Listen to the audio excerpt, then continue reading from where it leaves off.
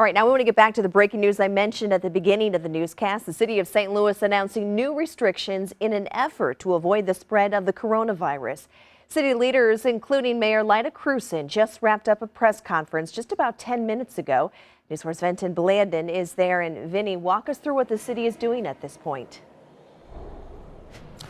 Well, right now, Clara, I am on the second floor of City Hall, and this is just down the hall from the room where that news conference was happening. But the biggest question is, what is the city doing? City leaders are monitoring the situation. So far, they tell us that no cases of the coronavirus exist in the city, but they did tell us a short time ago that 3 tests were issued and all of them are negative. But again, right now, what they are doing is communicating with each other, working with the interdepartmental system. They're trying to just stay on top of this. They are also working with the county. Now, they have finally given out some information. We were working on a story where employees say they had not learned anything. The mayor said in her news conference that she has now given some directions to the staff on if they have any concerns here to bring them up. They can take time off if they feel like they have the symptoms. That's not going to be charged to their account. They're also going to be working with other agencies in the county to stay on top of this. Now, one development that did come from this news conference, the city's health director did talk about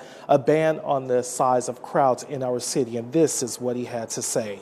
And so it's really not a question of if, but when we have a case in the city of St. Louis, and we're working diligently across sectors, across the region to make sure we're properly prepared. As the director of the Department of Health for the city of St. Louis, and under my emergency powers, I declare that any event in excess of 1,000 people shall be prohibited with the exception of religious services until further notice. And this does not include day-to-day operations such as schools, academic institutions, etc.